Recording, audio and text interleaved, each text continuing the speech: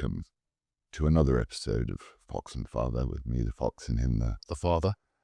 This is a sea shanty version of Fox and Father, because we've been at sea, and as you can tell by looking at Calvin and my mutually joyous looking faces. I thought you were going to say a quarter tan. Oh, you have got a bit of a tan. Oh. I still haven't got used to the ocean, I'm not going to lie, but it's more than made up for by listening to the wonderful panels and spending time with Mark Stein and realising what an absolute massive loss to journalism he's been in the UK. You know, I mean, Well, he can still do it. I know, but I know what you mean. I'm just saying, like, he had to, anyway, and he was right, you know? He was right. He was right. He was the first to get cancelled, and we should have seen the red flags from that day. But he's out here hosting us. We're having panels, talking about important topics. It will be online. You'll be able to check it on Stein Online. Yeah. And you haven't got your sea legs yet. I am not. My sea legs haven't arrived at all, Calvo. I've been. I tried treating it with a mixture of rum and beer. Yeah. And does it make it better or worse? I'm not sure it's improving the situation very much, but it is great to be on board. What should we talk about other than the fact that it's, even though we're in port at the moment, I still feel like the boat is moving and I feel slightly sick. Yeah, I got off yesterday and I'm walking and I'm literally finding myself veering left and right, thinking, what the hell's wrong with me? So you do get your sea legs, but then you can't get rid of them. Porto, Lisbon, Barcelona. Any takes on Jess Phillips? No, any takes on the places? Like, right. Get to British politics if you want, but well, no, I'm really, really angry about Jess Phillips. I went to see the what's it called? In Barcelona? The Sagrada Familia? Sagrada Basilica Familia. Yeah. Gaudi, is it Gaudi? Yes, it is Gaudi. Yeah, it was ugly, isn't it? Yeah, also very... One of those buildings you're told you have to say it's beautiful. It's not beautiful. It's a mess. It's a strange... It's like a sandcastle that's falling down. It's got contemporary bits like latched onto the side of it because it's still not finished. What, 400 years later? Wow. Yeah. It was... Did you get in? I didn't get in. You tried to make me go to mass there, didn't you? But they wouldn't. I said, mass starts at 9. Lawrence says, I'd rather stay in bed. Thank you very much. I was like, which is more important, sleep or God? Lawrence went, yeah, sleep. So that's not fair. Is that not an accurate recollection? No, it might be entirely accurate, but I don't think it's fair.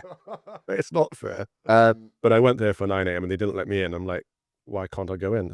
Mass is full. I'm like, what do you mean mass is full? How can mass be full? This place seats 9,000 people. And they were letting people in who were paying 23 euros. Of course, they always let the tourists and the customers in, but they won't let the Christians in, which pretty much says it all for these cathedrals. Is it? Yeah, I suppose that, Christians aren't really welcome in places of Christian worship anymore, are they? What a pattern this week, actually. Yeah. I went to another cathedral in Lisbon yesterday, and they tried to charge me on the way in. I said, I'm not paying, I'm a Christian. They said, okay, go over there to pray. And there's like literally 2 pews at the back of the church that are cordoned off that you can technically pray at. But you can't walk around. You can't take part in the actual place. It's ridiculous. I think they realise that there's numbers up, potentially. Although tourism is the way forward. Some research came out yesterday that shows that Catholicism, for the first time since the Reformation, so 500 years, is outgrowing Anglicanism. Good. I think it's because the Church of England is dying, but I think the Church of England deserves to die. It's not in the Church of England, it's Henry VIII's divorce court. Let's call it what it really is. Speaking of things that are dying, Jess Phillips. Go on then, what about her? Well, first, I want to talk about the Lucy Connolly thing as well, to get onto that. But Labour promised a inquiry into the rape of Britain, didn't they? Quite literally, yeah. And our country is being raped. I think it's the worst thing. I can't think of a single thing that's happened in Britain that could be that comes even anywhere close. I mean, yeah, wars and things like that. Young men going off to die in war.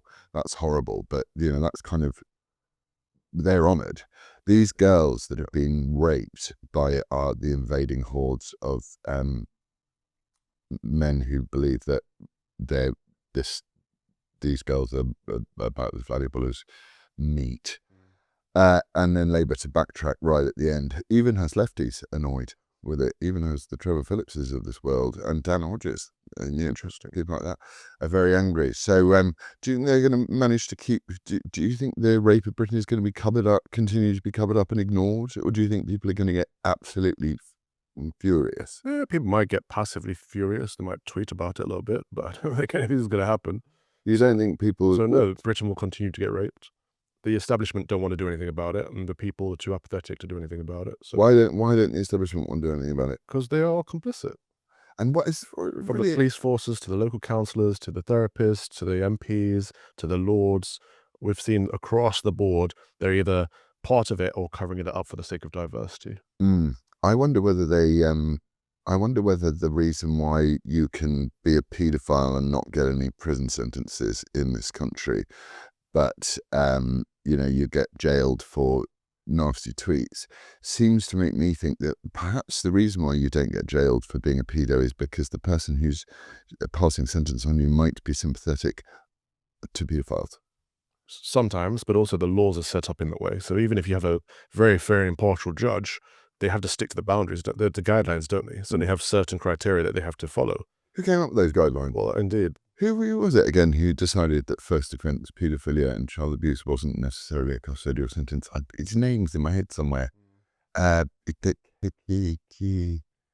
Starmer. Keith or Keir Starmer, yeah. So it's pretty depressing, isn't it? But then Alison Pearson, speaking of people who've committed absolutely heinous crimes, like tweeting, because that is dreadful and one shouldn't. It's awful. But, they obviously didn't rape any people or massacre, stab people, girls to death. Right. They tweeted. So, let's just remember how serious that is as a crime. Lucy Connolly, who tweeted something along the lines of, it's relevant for me as someone who likes language. She said, I don't condone what she tweeted, but I still think people should be able to tweet pretty much what they want and not fear jail. She said, I think she said something along the lines of, burn down the migrant hotels or mosques or whatever, for all I care. Now, for all I care is an extremely important modifier. Not an instruction. Yeah. It's saying I wouldn't be bothered if that happened. Yes. That's which massive difference. It's not inciting anything. No. So, and I'm surprised that wasn't argued more. She pled guilty because she was lied to by the police. And they all get told they have to plead guilty. That's part of the problem. Don't ever. Here's a little Fox and Father friendly advice. Never, ever plead guilty to anything. Unless you're guilty. Unless you're guilty. Yeah. And then plead guilty. But even if you're not guilty, I wouldn't plead guilty. I don't think you're going to get any, I think would. But if they said to you, look, for this silly woman that's accused you of doing something you haven't done, if they said to you, look, you can take 20 years if you plead not guilty, or you can get a £250 fine if you plead guilty, what would you do? I would do the 20 years. I would fight the fight. I mean, what's the point of being alive if you're already dead? That's what I've been saying forever. I mean, what's the point? But that's what they do. They kind of blackmail you into pleading guilty. Yeah, but the problem is, the thing that confuses me about my situation personally, it's like, you've already destroyed my life. What do you think I'm going to do? Lie down and go, oh, please don't destroy my life anymore. I'm like that. Arc you guys. But anyway, Lucy Connolly pleaded guilty for tweeting. The "for all I care" thing is just as important rhetorical device as "once upon a time." It's and if you take out from the British language, the English language, which has evolved over so many thousands of years, so it's in such a beautiful, beautiful language, you take out all of everything and make it entirely literal, you destroy the ability of people to communicate entirely. And then what happens is if you can't use words, people will use violence. And that's what I think will end up happening. I think somebody, somewhere, in exactly the same way as we were that close with this disgusting little monster, Ruda Cabana, who we were lied to about him, weren't we, Mr. Rice in Manufacturing, Al-Qaeda manual, Welsh choir boy. At some point, I think the people of Great Britain, something else will happen, and the people of Britain, those that are furious about being treated as second-class citizens in their own country, as you say, for the sake of diversity, might kick off properly. You're right, it nearly kicked off, but they were manipulated out of it with these all the newspapers printing the same headline across the board, no matter if they're right wing or left wing, saying that the far right riots have been quashed and the far left were coming out to finish them off. All that nonsense the media were pushing on behalf of the government in order to cancel out the protests. So the people showed that they're easily manipulated. Well, some are easily manipulated. I think Because it's the now. protests ended that day. Yeah, but I don't know. I think that there is.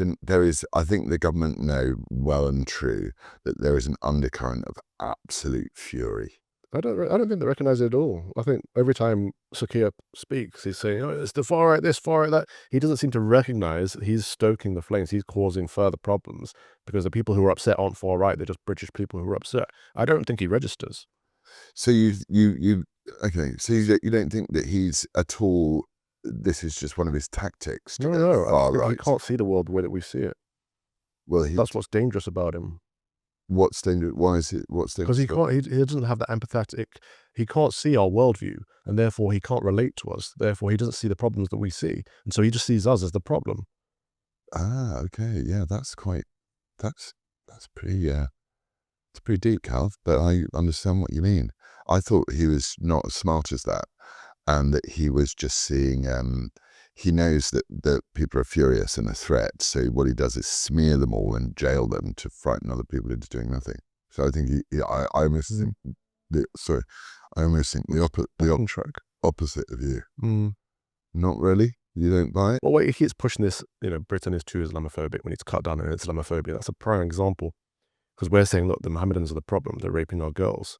And he just sees, well, we're an inclusive, diverse nation. We need to make sure we're protecting this minority group. Doesn't actually see, can't see beyond that point and see actually this minority group is harmful, toxic, murderous, rapist, and need to be gone. So, and every time we raise alarm bells about that, we are disrupting his narrative, and therefore we are the issue. Well, I suppose, it's not every single Muslim who is behaving like that. That's not every single anything. No, but that's how generalizations work. But there is a within that ideology, there is a very, very large cohort. It's a very sizable minority of people who think it's absolutely fine to do what a lot of these people are doing. Well, I think the ideology itself teaches that this stuff is okay. So the ideology itself should be banned from our country. That's not to say people who follow it should be banned.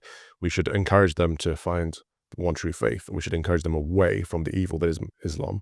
Yeah. So I'm not saying hate Muslims, but I'm saying Islam has no place in Britain. It shouldn't have a place in Britain. I don't hate Muslims because I don't hate individuals at all, but I do hate some ideas. And Islam is an idea I really am not a big fan of at all. And I don't think, even though that's like the world's most controversial thing to say to someone like It has been, but I think we're coming around. Even the kind of the careerist wets are starting to say it now. Well, look at what happened to that careerist, that little lefty Times guy who got visited by the cops for WhatsApping something offensive. Did you see? And they sent 7 cops around. So they always send 7, don't they? 7 or 8 cops for a tweet or a Facebook post. But you get burgled, you'll struggle to get anybody. As I've said before, I got burgled, and I provided 10x8 quality shots of both burglars' faces, and the CPS apparently didn't have enough evidence to prosecute, which makes me believe that the CPS itself is I've got to the point where there's not a single institution in Britain that I don't think is utterly, totally, completely corrupt. I don't think there's one. Can you name one? Not off the top of my head. I mean, you kind of want to say the National Trust or something like that, but the National Trust is dreadful. Yeah, my friend runs an organisation to try and make the National Trust sound again. What was it? Restore Trust. Restore Trust, yeah, which is a very good idea. But so if we can't retake the institutions, we have to rebuild separate parallel institutions. But then what do we do with the ones that are already demolish them? Yeah, they should be demolished. Like defund the BBC. Defund the BBC. But then again, we need politicians with the political will to want to do these things. Which we don't have. I mean, we got Jenrick is starting to make some good noises. I like what Jenrick's saying. Good for him. Come on, just try and be making a few good noises for 1 second. Is not enough.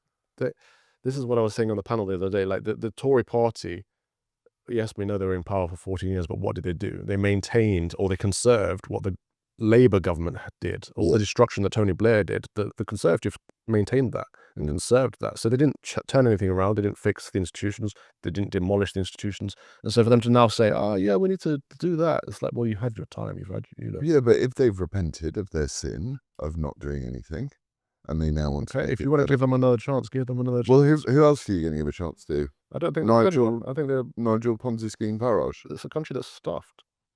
Well, come on, Cal. You've got to. I believe. I'm. Let's find some hope somewhere.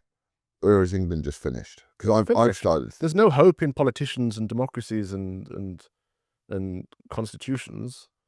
There's only one eternal hope. Yeah. People are looking for a savior, but our savior has already been. Yeah, no, I get that. The UK isn't going to last in the way it has done for the last couple hundred years. It's too late to turn things around.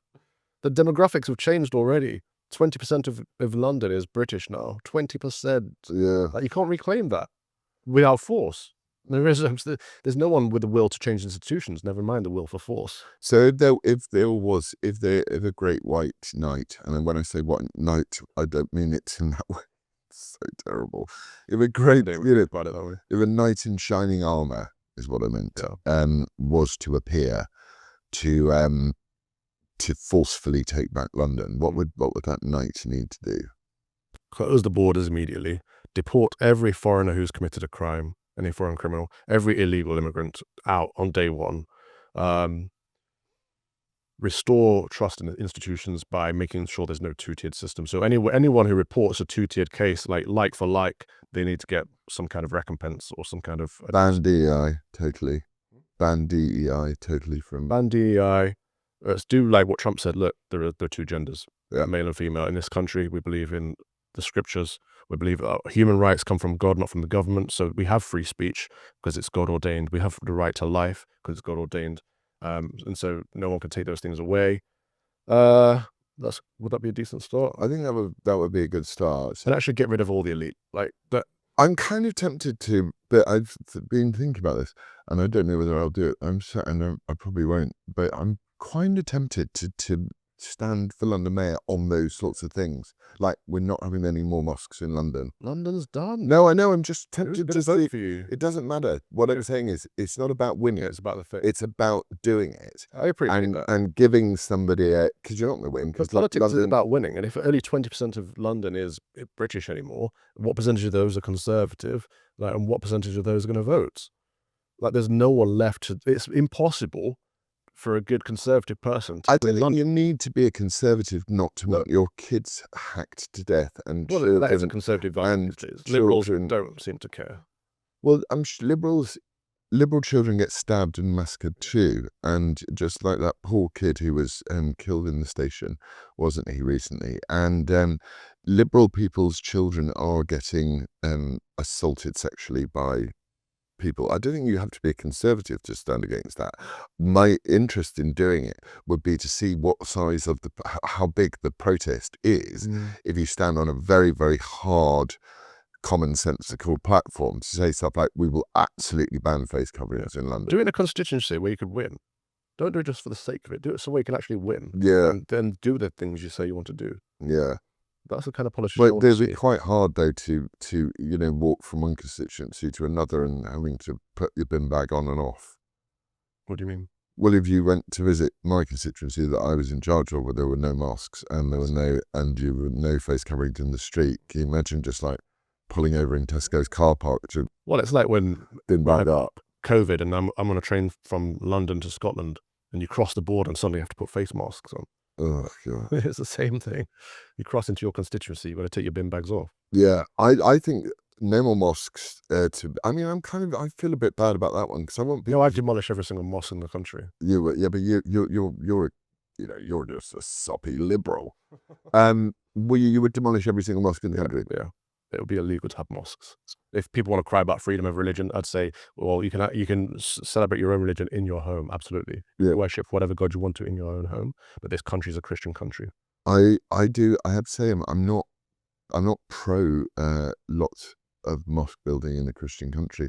In the same way as I'm not sure if you popped into Karachi that you'd find an awful lot of churches. Because I wouldn't go to Karachi. I've no interest in being there. What? There does seem to be an awful lot of Muslim countries where you could live if you were a Muslim. Yeah. And But they don't want to. Why is that? Because they're horrible places to live. Because this is what Islam breeds, just horrible places to live. It's a toxic environment. what about Turkey? Turkey's quite nice. Yeah, it's not. It's horrible. Is it? Yeah. Alison Pearson goes there on holiday. Lots of Brits seem to go there on holiday, but they wouldn't want to live there, would they? I don't know. Like, it's got There's we got to be able to. old-fashioned thing about, oh, it's exotic. It's not exotic. It's nasty. We've got to be able. Reclaim Constantinople. Your blackpilling is pretty extreme.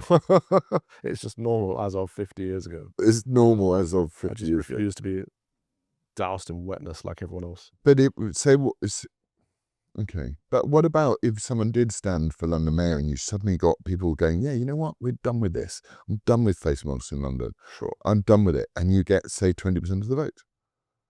Then you still can't. And but then that says to the country, even in London, Okay, so start momentum.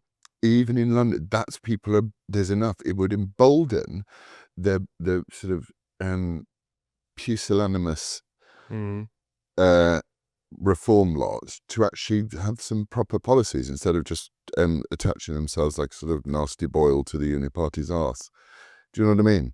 Because reform are centrist dads as well, aren't they? And liars as well. I mean, what did that moron Tice do the other day? Oh yeah, The grinning. yeah, he said Right.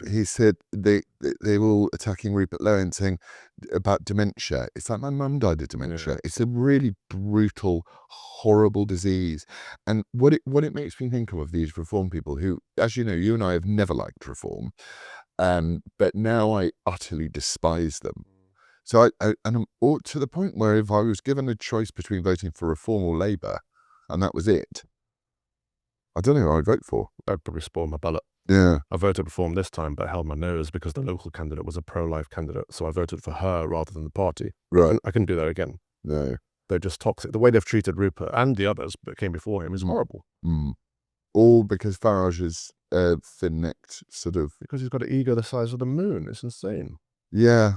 It's not good that he's done. But so what happens in 2029 then if Reform gets stuck? I think it's like essentially Reform is the Swivel-Eyed Loons Club, and they sort of Farage fans and people that want a better Britain, and they want to see change. But anyone who can't see through what Nigel's doing, I'm sorry, then you're just not. Yeah, there are a few people that they're blinkered out of hope. They need something to latch onto. So the people who get really upset every time you challenge anyone in Reform, anytime you say anything about Farage, people are like, no, don't say anything because you'll rock the boat, you'll split the vote, you'll rock. They're just searching for something. But do you think with a better leader, lost hope they've got? Do you think with a Rupert Lowe as leader, not that he ever will be now, because they've destroyed his good name, like they do like Farage has done to everyone he's ever. Every opportunity Farage has had to contribute positively to Britain, he's destroyed us. Even though people would, there'll be people on this cruise who would disagree with that, but Sure. He's scuppered everything. What happened after 2016? What happened after Brexit? Nothing. We got loads more immigrants. Like nothing happened. It's like revenge. So that, but what happens then in 2029? Because you get the Conservatives who start to make better noises. Whether they'll do anything about it or not, at least they're saying things now which they wouldn't have even said during Theresa May's time. So Conservatives, you get the Farage fan club stuck on 20%, and the Conservatives, we get another Labour government. Yeah. Was it with a Muslim party? Labour government for at least 2 cycles. I can't see that being turned around within 4 years. And there's no one to do it. And there's, a week is a long time in politics. So in another 3 years, someone may have cropped up that can start building up that momentum. Yeah. But we're not there yet. No. It's I'm worried that we'll get another Labour government, and the damage that they're doing already will be they'll get another 5 years to do even more damage. All of this stuff about I was reading about the police officers, and all of this promoting the racial equity thing, and they're actually saying now that they want to have the same number of people charged for offences via ethnic group. So if there are 100 murders, there need to be, and say there are, let's do it male and female. If there are 100 murders, 50 of them have to be men and 50 of them have to be women. That's what they're doing with race. That doesn't make sense. it makes perfect communist sense. It's like when they said they were going to stop reporting on race on murders. You kind of have to ask the question, well, why would you want to do that? Yeah, What are you trying to hide? Yeah, but unfortunately, Is there a certain demographic that are committing more murders than other demographics? If there is, that means there's an area that needs addressing. yeah, and there is a demographic, and what's one of the reasons Tommy Robinson is being kept in solitary confinement in prison. No one will talk.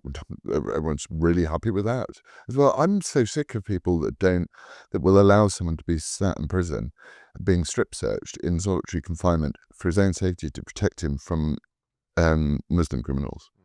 For showing a film. I'm sick to death of this country. Do you think part of it is to wind up people like me to the point where we will do something stupid? I don't think they want to wind you up. I think they want to shut you down. Yeah. So these attacks are all about just cancelling you, getting rid of you, either locking you away or killing you. Yeah. Getting me to kill myself, actually, I thought the other day.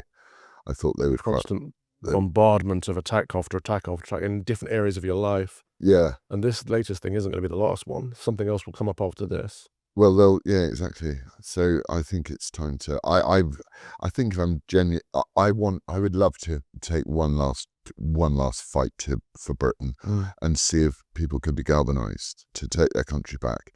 But I'm sort of as downbeat as you are in terms of the fact that I think it's. Well, it's just the way society is just progressed to a point of effeminacy, and 200 years ago. It sounds ludicrous, but 200 years ago, men would have been out there like with pitchforks, literally. Men would have, if the king was promoting Islam, someone else would have taken him off the throne. Like, we've come to a point where in our civil society, there is no mechanism, there's no means of challenging the authority anymore. Yeah. Like, the king is the king, the prime minister is the prime minister, the uniparty is the uniparty. There's no way to break through that because it's all so effeminate. What did you make of the? I agree with everything you just said. We've raised a bunch of effeminate people who have no courage and no balls and didn't have parents who would lead by example. But what did you make of the wall-to-wall tweeting about Ramadan? Do you think that was deliberate? Yeah, of course it was. Because there was not a single institution that didn't do it, including our own monarchy, which I thought was treason. Well, it should be. I mean, if you're the Supreme Governor of England, Fidei Defensor, it's like, surely he should be taken outside and hung. Again, in another period, he would have been. Yeah. A politician would have literally chopped off his head. This has happened in our history, but we're not in that kind of world anymore, and we call it civil. But I don't actually agree that it is entirely civil now. We're being subjugated. Civil society basically is that Sadiq Khan thing that says, in London you are loved and wanted. It's like, we all know that's not true. The billboards about Islam everywhere as well, on the bus stops, on the buses. It's everywhere. Well, and also they're changing the name of Whitechapel. I think that was April 1st. Oh, was it? Yeah. But Whitechapel is in another language. Yeah, it is written in another language on the tube. England should have signage in English, and that shouldn't be problematic to say. Why shouldn't we embrace a modern, multicultural, multi-faith, everyone can get along, just hug society? Why do you think it's important to be a somewhere person rather than an anywhere Because person? God ordained nations and tribes. He created peoples in places for a reason. We're attached to those places, and together we make a community. A nation is a community of people. It's a family, and that's important because you have to have those ties to love each other, to help each other. The moment it's just one nation, one religion, and globalism, no borders, no one cares who you are, where you are. You can be anyone, anywhere, and that means you're disconnected from each other. It means that you don't love each other, and actually it is less human to be in a borderless, open society. And our cultures matter. Who we are as a people matters. England for the English makes sense because we've been tied to this island for over 1,000 years. This is why the Americans keep saying, look, America's not an idea. America is a nation and a tribe that has been, it may be 250 or 400 years old, depending on where you want to draw the dot. But it's a place that has a culture with an ethnic identity. And Israel gets away with it. Israel's the only place in the world where you're allowed to say, look, this is a nation. This is a Jewish nation, a nation for the Jewish people. Everyone's like, yeah. It's like, why can't we have that in England? This is a Christian nation for the English Christian people. Yeah. And we could, and you could maybe provide a sanctuary to those who wanted to flee other barbarous religions, which would be quite nice. I wonder if our national identity is gone, so we don't even know what we are trying to defend anymore. It's not to say you can't help people of other identities in other places. Of course you can. But you have to know what they are. You have to have a self to have another. Why do we? But the national self-loathing, the open self-loathing. Keir Starmer hates British people. That's plainly obvious. And people seem to be taught. I remember being taught in school how bad Britain was and the British Empire was. Not when I went to Harrow. To be fair, they were a bit more pro-Britain. But in my early schooling years, we were taught to hate our country. So it's very, very Yuri Bezmenov demoralization stage, isn't it? Well, that's the way you win it around, right? So you reverse that process. So yeah, it will take generations, but you can start teaching the kids today to love their country, love their countrymen.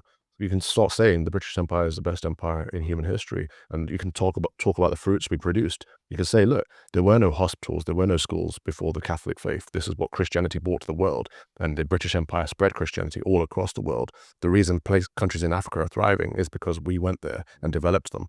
And you can say these things proudly with patriotism, and you can encourage a young generation to love where they come from and love their forefathers, rather than pointing back and saying you're all racists. Yeah, I mean, I'd be pretty chuffed if I was an Indian widow that the British Empire arrived and I wasn't going to be thrown on my husband's funeral pyre. Well, this is why the Indians invited us in to rule India. We didn't take over; they invited Britain in. People twist history and forget these things. And India thrived far better under British rule than it is now. Look at it; it's a state. Yeah. Well, so. You think this can be reversed? It'll just take long generations. Yeah, it won't be in our lifetime. It's going to get worse in our lifetime. Oh yeah, absolutely. And it needs to get worse for more people to wake up and stand up. We have a passive, apathetic society. Well, but there's a lot of those people that are. You're just being kind. Most people are either sitting by and letting evil run amok, or they see it and they're too afraid to do anything about it. And you know this. Yeah. I do have some sympathy for people who are worried and frightened for what will be done to them should they say the wrong thing. My level of sympathy is shrinking by the day. Is it? Because these people are letting the evil grow because of their own fear. People need to stop being afraid of the world and stop being afraid of God. Be afraid of the eternal consequences, not the temporary. Okay. What I love about Calvin is he really couches his words. He never says, he's never too hard. He's just very, very gentle. What's the best part is in real life, he's actually quite chilled, but he's, anyway, I want to find a bit of hope, Calv, and I know that you're going, well, there's no hope on, you have hope and faith in. I don't want to give false hope. I think the UK is lost. I think it's a dead country. It's been a downward trajectory for 100 years and things are going to get a lot worse, but then they will get better in the future. And we've got to think big picture. God sees the world in a big picture. We can't just focus on our own personal perspective and think, I want it better for me right now. No, I don't want it better. I'm not saying I want it for my children. Sure. I don't want my kids. Your children's children, or even their children, it might be better. But for now, we've just got to keep planting those small seeds. Yeah, I don't want my son being forced to convert to a religion that he doesn't want to convert to. I don't want my granddaughters forced to cover up to protect them from horny men. I don't want that. It sort of sees to me that's the way Britain's going to end up, with possibly little isolated communities like where I am, if they don't try and lock me up for whatever wrong thing I've done this week. With isolated communities where people say it'll turn into the racist Britons that we tried to get rid of, where it said no dogs, no blacks, no Irish, or whatever that thing. It'll be no Christians, no, and then in other communities it'll say things like no Islam here. This is an Islam-free zone. It'll be horrible. I can't see that ever being allowed. What do you mean? No Islam here. Well, there'll be places where Islam is promoted and there'll be places where it's not promoted. But it won't be banned anywhere. Well, I don't know. If you're talking about the degeneration of society in the way that you're talking about it, I can't see why people aren't going to become more tribalized and aren't going to say, you know what, in this community, we don't do any of that. Sorry. And it's not militia You won't be driven. allowed to say that. You're not allowed to say it now. Yeah, well, but I can't see how that's not going to happen. What'll happen is society will fracture so much that it'll fracture into much smaller little identity groups, and those identity groups will start asserting their rights and wishes. Okay. Certainly to things like employment. And if they go, well, if you can't get a job in the local police because you're not the right skin color, then people will start moving to places where they only get jobs in places for that skin color. Yeah, that will happen, but that won't be localized. That'll be nationalized. People will start to leave Britain in increasing numbers. People who are sound, see what's going on, don't want to be a part of it, they'll start to leave. What happens if the Democrats win the next American election? Then the West is buggered. So basically, if the Democrats All hope ever go on the Republicans turning things around. The good thing about the Republican Party right now is that they're willing to change things. They're disrupting the system, which is what we were talking about earlier. The Conservatives maintained it. This lot are changing things. And so if they manage to hold on for a few more years, get J.D. Vance in, or even get Trump on his ticket as vice president, and let J.D. step down so Trump can get another term in, whatever they want to do, as long as they continue. do a Medvedev and Putin type rise. Yeah. But as long as they can continue to get stuff done, the West has a chance. The West has a hope. Yeah. I wish I felt optimistic about it changing. But actually, so much of me just goes, like you said, the attacks on me aren't going to stop. So I'm like, what's the point of staying? But I'm a fighter, so I kind of want to go, I want to fight them. Sure. But who? Exactly. That's the point. Which army? Well, I mean, in ways like that, to come up with a very provocative, deliberately provocative thing, London mayoral campaign or constituency campaign, whatever it was. You come up and say, right, we're not going to do face coverings. There will be no mosques. Women will be part of the community. They will not be made invisible and left inside. Everyone will speak English. English will be if you can't speak English, you leave until you can. Something really kind of out there, and see how popular that is with people, because I want to know if I'm a far-right extremist loon or whether I'm just talking common sense. Do it as a constituency MP, do it in park. So I've got to come back in 2028, right? So my visa will be up by then. So I might do that. I might stand for UKIP in a constituency that I have a chance of winning, and stand on these principles and say, look, Islam has no place in this country. Vote for me if you want to get rid of Islam. Like, just be outward. This is a Christian country. These are our values. We believe that men are men, women are women. That means that men can't be in women's spaces. That means that women can't be trans into men. They're 80-20 issues, all of these issues.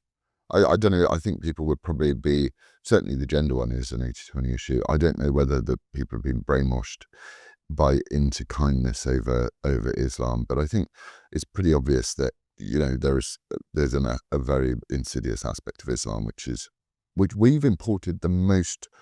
So we've imported into London, into Britain, the most extreme Islamic. Yeah, we are the hotbed for Islamist extremism around the world. 85 Sharia courts, more than the rest of Europe combined, based in London. 8 out of 10 of the prescribed terrorist organizations from the UAE in Britain. We are the home of Islamism. Why did they let it happen? It's by design, clearly. But why? It wouldn't be by design. It is. Right. So the birth rates are dropping. No, I get all of that. I get the fact that the birth rates are dropping. I understand why people don't want to have babies, because they'd be woked to shit in school. It's like, that being a woman, being a mother is some sort of terrible last prize in life. I get all of that, and that our culture has been so attacked, and then just when you think you can take a breath, someone tells you the fucking climate's about to explode. I can understand why people are too terrified to have children, right? But what I can't understand is that someone actually just woke up one day and said, what would make everything much better if we just allowed ourselves to be invaded by a totally new religion. I don't think it was about the religion. I think it was just import cheap foreign labor. Right, yeah. The brown people, we can pay less than those people. Simple as, and they're more subservient than those people. It's simple as that, really. This is Tony Blair's thinking. It makes them more money. And they don't actually care. They don't care if the country gets destroyed in the process, as long as they get richer. And they don't. And they do get richer. They also don't have to bear witness to the consequences of their own ideology, because they will because they're shielded from it by money and by wealth. Well, it's been really cheerful. I'm really upbeat. I feel very positive, and I might, if you hear a splash when You dived over when I walk out with the camera, or actually it'll be a thud on that side of the boat, which sounds a bit fun, more fun. I didn't take my own life. It was one of Sadiq Khan's operatives on the boat. Anything to add, Calvin? Just that Portuguese food is better than Spanish food. Well, on that bombshell, Do you not love a nata? I've not had it. Oh, you know those little custard things. I've not had one yet. I might after I've just go and take a sort of fatal overdose of painkillers to cheer me up after talking to you for an hour. Come on, what's good? It's all good. Anything good? Anything good? I'm sure loads of things are good. God is good. God is good. God is good. Actually, you just can't lie about the state of the country. I'm not trying to lie about it. I'm trying to say I'm in agreement with you that the country is absolutely buggered. This is why I don't even want to talk about the UK anymore. It's just too dark. It's done. Like, there's nothing to do. What would you like to talk about next time? I don't know. I like the ones we were just talking about live. Like, Yeah. let's just leave UK politics alone. Okay, There's nothing to do for it. Okay, I'm up for that. Where we stand. We'll go back to we'll return to talking about life and bigger themes and stuff that doesn't make you want to throw yourself off the 12th floor of the cruise liner. Love you. That was The Fox and the Father. With me, the fox, and him, the father. Let's launch crusade. Someone get me a horse.